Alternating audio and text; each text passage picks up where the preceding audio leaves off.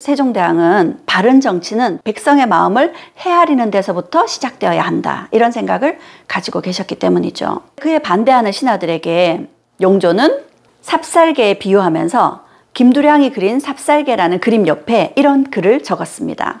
밤에 살인문을 지키는 게 너의 임무인데 어찌 대낮에 길에서 이렇게 짖느냐.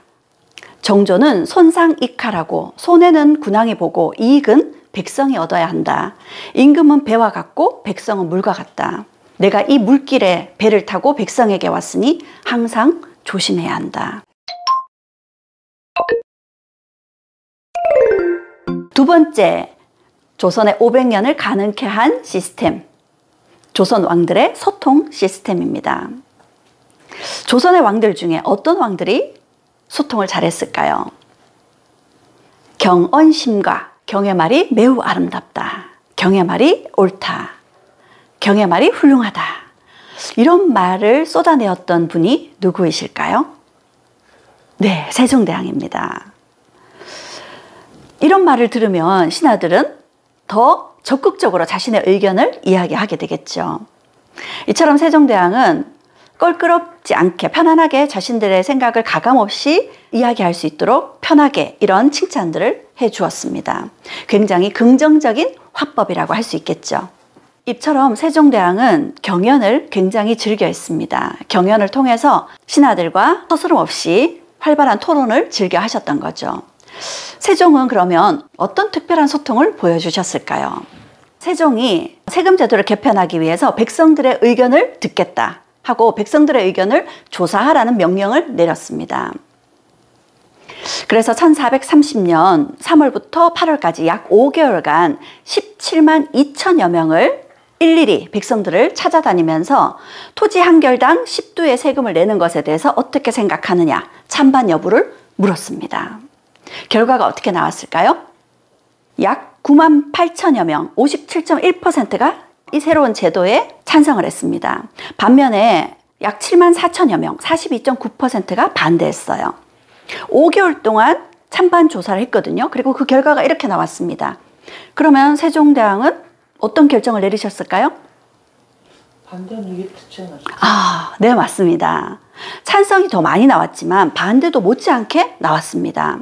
찬성이 왜 이렇게 57%가 나왔고 반대가 왜 이렇게 42%나 나왔는지를 찾아서 분석을 해서 보고를 하라 한 겁니다. 그랬더니 지역적인 차이가 있었습니다. 경상도나 충청도, 전라도처럼 비옥한 토지가 있는 쪽은 이런 새로운 세금 제도에 찬성을 했었어요. 반대로 함경도라든지 강원도, 이렇게 비옥한 토지가 부족한 지역에서는 반대가 좀 더 많았던 겁니다. 그래서 세종대왕은 이 문제를 다시 논의하라고 했습니다. 그래서 처음에 새로운 공법으로 세금 제도를 개편하겠다라고 발표한 이후에 여론조사를 하고 찬반의 이유를 분석을 해서 이 정도면 적절하겠다 싶은 제도를 경상도와 전라도에 우선 시범적으로 실행을 해보고 성과가 좋다는 것이 나오고 나서야 1444년에 새로운 공법을, 새로운 세금 제도를 발표하게 된 겁니다. 처음에 새로운 세금 제도를 만들고자 했던 시점으로부터 15년이나 걸린 것이었죠. 그렇게 만든 세금 제도가 전분육등법, 연분구등법이었습니다. 전분육등법이라는 것은 토지가 얼마나 비옥하냐에 따라서 6등급으로 나누어요. 그 전까지는 사람들이 일일이 가서 수확량을 조사했거든요. 그러다 보니까 부정이 개입될 소지가 굉장히 많았습니다. 그런데 이제 나라에서 공식적으로 토지의 등급을 나누어서 이 등급에 따라 세금을 내도록 한 거였죠. 그리고 연분구등법은 해마다 풍년과 흉년이 다릅니다. 아주 풍년일 때가 있고요. 아주 흉년일 때가 있습니다. 그에 따라 세금을 차등이 있게 거두었던 거죠. 그렇게 세금 제도를 만들었습니다. 왜냐하면 세종대왕은 바른 정치는 백성의 마음을 헤아리는 데서부터 시작되어야 한다, 이런 생각을 가지고 계셨기 때문이죠. 제도를 새롭게 만든다는 것은 쉬운 일이 아닙니다. 그런데 그보다 더 어려운 것은 그 제도를 다시 수정하는 일입니다. 그렇기 때문에 처음에 잘 만들어야 됐던 거죠. 백성을 위해서 개혁하는 제도였던 만큼 백성들의 마음을 충분히 헤아려서 제대로 된 제도를 만들고자 하셨던 겁니다. 그리고 그걸 위해서 백성들과 직접 여론조사라는 방법으로 백성들과 소통하셨던 거죠. 이번에는 영조의 소통 방식입니다. 조선의 왕들은 경연이라는 공부 시간이 있었습니다. 신하들과 함께 어려운 유교 경전을 토론하기도 하고요. 중요한 현안에 대해서 토론을 하기도 했습니다. 그런데 이 경연 시간이 왕들에게는 꽤나 스트레스가 되기도 했습니다. 왜냐하면 이 경연에 참여하는 신하들의 수준이 어떤가요? 대부분이 과거에 합격한, 그리고 아주 높은 성적으로 합격한 엘리트 출신들이었거든요. 그런 신하들을 다수를 상대로 경연을 함께 한다는 것이 쉬운 일이 아니었습니다. 경연은 왕과 신하가 함께 토론을 하고 왕을 공부시켜서 왕의 수준을 높인다라는 장점도 있지만, 실제로 경연은 신하들로 하여금 왕권을 견제하는 장치로 쓰였습니다. 쉽게 얘기하면 임금을 길들이기 위한 장치였던 거죠. 그것 때문에 왕들은 특히나 더 경연을 힘들어했습니다. 그런데 영조는요, 이 경연에 대해서 스트레스를 받기보다는 이 경연을 소통에, 정치에 활용을 합니다. 영조는 열성적으로 경연에 참여하면서 누구보다 열심히 공부를 했어요. 그래서 신하들보다 더 뛰어난 수준이 된 겁니다. 그래서 신하들이 실수를 하면 호되게 야단을 쳐서 신하들이 오히려 기진맥진할 지경이었다고 하죠. 심지어는 신하들에게 과제를 내기도 했습니다. 어떤 과제를 냈을까요? 왕에 대한 충성의 방향을 제시해보라. 이런 과제를 내기도 했답니다. 그러니 신하들이 꼼짝없이 영조의 명에 따라 과제를 해야 됐고, 그 과제를 영조가 잘 받아주길 바라야 됐겠죠. 이렇게 영조는 경연을 역이용함으로 인해서 왕이라는 지위에 신하들을 압도하는 실력까지 갖추게 된 거죠. 자연스럽게 왕권이 강력해질 수밖에 없습니다. 그러면 왕이 정치하기가 훨씬 수월해지게 되죠. 이 당시 영조식이 정치를 잘 이끌어가기가 쉬운 일이 아니었습니다. 영조는 자신의 어머니가 숙빈 최씨, 궁궐의 무수리 출신입니다.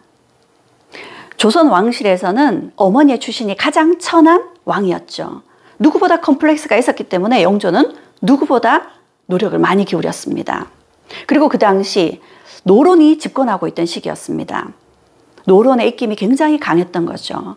영조는 이런 경연을 활용해서 노론을 누르고 노론을 자신의 뜻대로 이끌어갈 수 있도록 활용했던 거죠.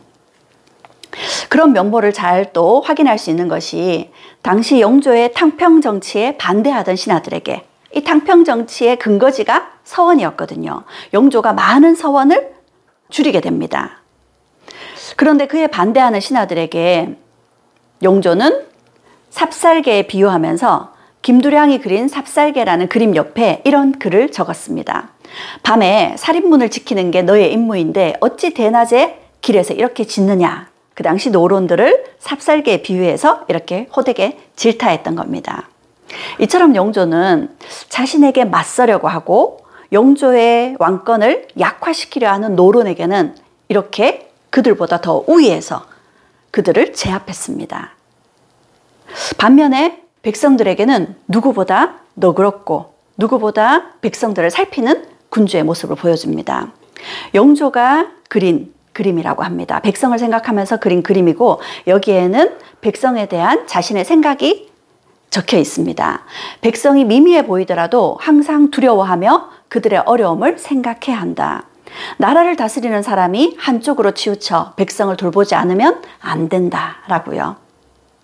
그리고 실제로 영조는 자주 백성들과 직접 만나고자 했습니다. 조선시대 왕이 백성을 직접 만나는 일은 거의 없습니다. 그런데 영조는 달랐습니다. 왕이 궐 밖으로 나가서 백성들을 만나고 백성들의 의견을 직접 듣는 것을 순문이라고 합니다. 영조는 이 순문을 재위기간 중 129회나 해보였다고 하죠. 여기 이 모습은 실제로 창경궁의 홍화문인데요. 이 홍화문 밖에서 영조는 실제로 백성들을 자주 만났다고 합니다. 그럼 백성들을 만나서 무슨 이야기를 했을까요?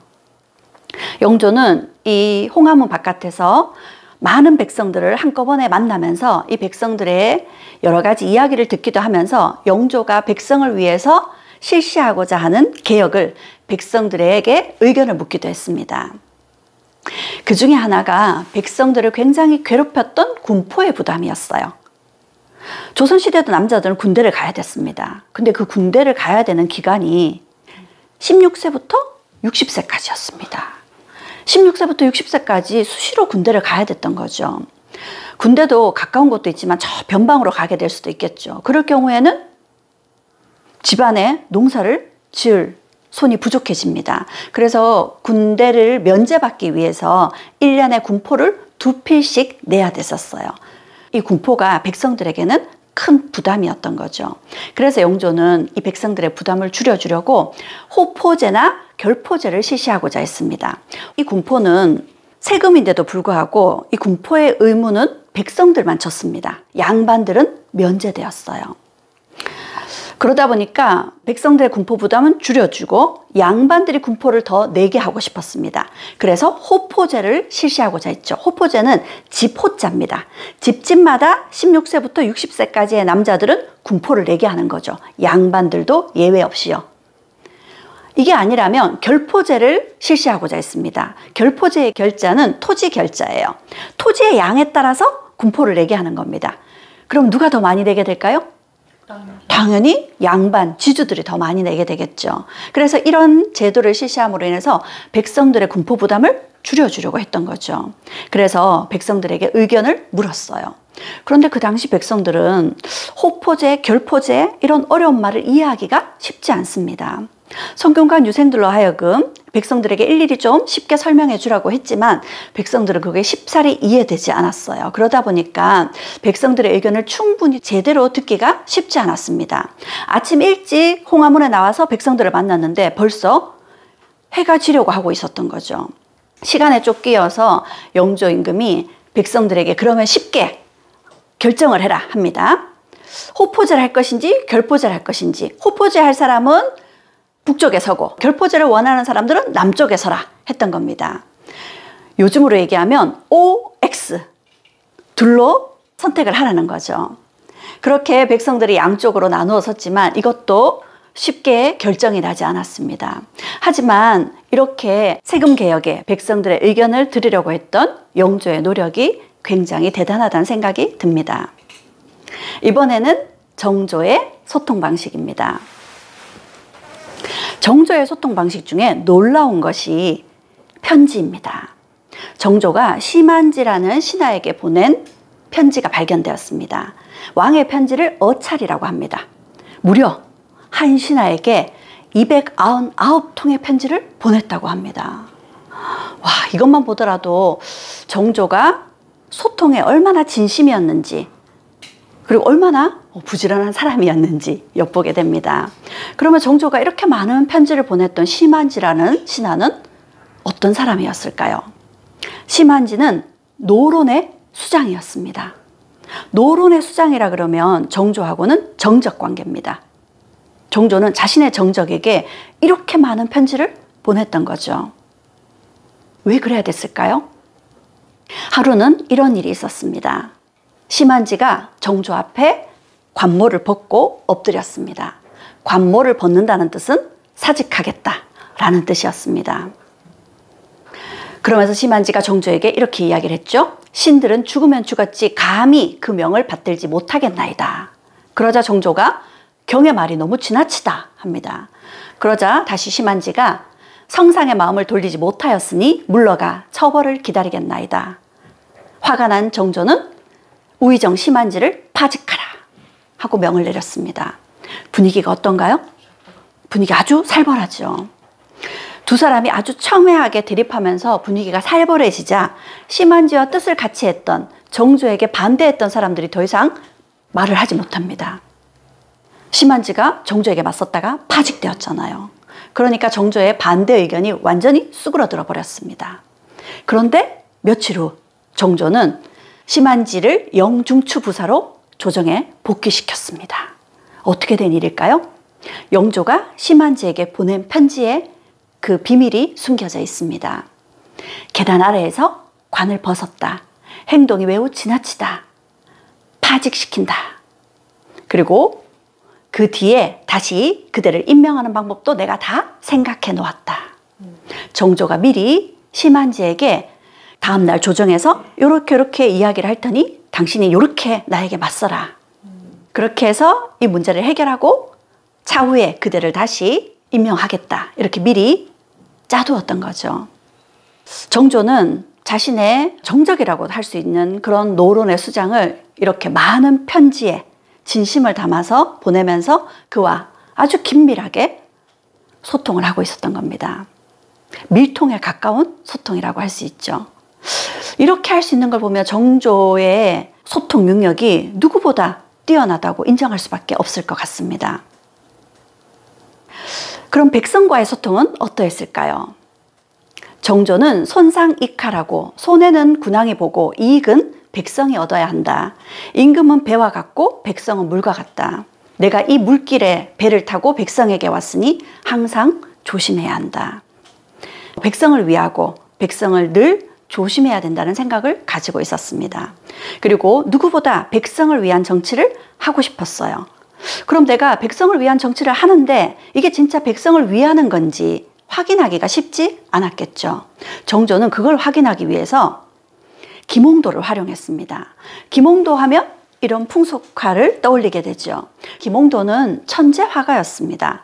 이런 풍속도보다 산수화라든지 신선도라든지 심지어는 불화까지 못 그리는 그림이 없었어요. 그런 그림에 비유하면 풍속화는 너무나 단순한 쉬운 그림이잖아요. 그런데 정조는 김홍도를 비롯해서 도화서의 화원들 중에 특별히 화원들을 선발을 했습니다. 자비화원이라 해서 특별히 화원들을 선발해서 그 화원들에게 백성들의 일상 모습들을 그려오라 한 거죠. 벼를 베는 모습, 새참을 먹는 모습, 백성들이 시장에서 논이는 모습, 이런 것들을 자세하게 그려오라고 한 겁니다. 마치 사진을 찍듯이 말이죠. 내 백성들이 잘 살고 있는지, 일상의 그들의 모습이 행복해 보이는지, 이런 것들을 이 그림을 통해서 직접 확인하고 싶었던 겁니다. 그런데 이걸로는 또 성에 차지 않았나 봅니다. 직접 백성들을 만나러 갑니다. 정조는 누구보다 원행을 많이 다녔던 왕이었습니다. 왕들에게 원행은 선왕들의 무덤을 참배하는 일이기 때문에 백성들 앞에 효를 실천해 보이는 것이기도 했습니다. 정조 임금은 재위 기간 24년 동안 무려 63회라는 대단한 원행을 갔었습니다. 그리고 그 원행을 갈 때마다 백성들을 직접 만났던 거죠. 여기 왕의 행차를 보면 백성들이 엎드리거나 고개를 숙이고 있지 않습니다. 왕의 행차를 구경하고 있죠. 그러면 왕의 행차를 구경하는 백성들의 얼굴을 보면서 정조는 뭘 살폈을까요? 내 백성들이 야위지 않았는지, 내 백성들의 표정이 밝은지. 그래서 이렇게 백성들을 직접 확인했던 거죠. 뿐만 아니라 왕의 행차 때 정말 억울한 일이 있어서 왕에게 하고 싶은 말이 있고 하소연할 말이 있는 백성들은 왕의 행차 때 상언이라든지 격쟁을 하기도 했습니다. 상언은 글을 쓸 줄 아는 사람의 경우에는 미리 편지를 준비해 뒀다가 왕의 행차 때 관리에게 접수를 하는 거예요. 그러면 왕에게 전달이 됩니다. 그러면 글을 모르는 백성들은요? 글을 모르는 백성들은 왕의 행차 중간중간에 꽹과리를 든 관리들이 있어요. 그 꽹과리를 받아서 치면은 꽹과리 소리를 듣고 왕의 행차를 멈춥니다. 그리고 그 백성을 불러요. 그럼 백성이 왕 앞에 가서 자신의 억울함을 하고 싶은 말을 하소연하는 거죠. 정조는 백성들 한 사람 한 사람의 목소리, 그들이 진짜 하고 싶은 말을 일일이 다 들어주었습니다. 듣기만 했을까요? 다 처리해 주었습니다. 아주 빠른 시일 내에 말이죠. 정조가 행차할 때마다 많은 백성들을 일일이 만나다 보니까 시간이 지체될 수밖에 없겠죠. 굉장히 피곤한 일일 수 있었습니다. 특히 정조 임금은 직접 백성을 만나고자 했지만 관리들은 그렇지 않았거든요. 관리들은 굉장히 피곤했습니다. 그래서 정조 임금에게 백성들이 일일이 이렇게 만나는 것은 자칫 풍속을 해칠 수도 있고 사회 기강이 흐트러질 수 있습니다. 그러니 백성들을 만나는 일을 그만두십시오 합니다. 그러자 정조 임금이 이렇게 이야기하십니다. 그럴 수 없다.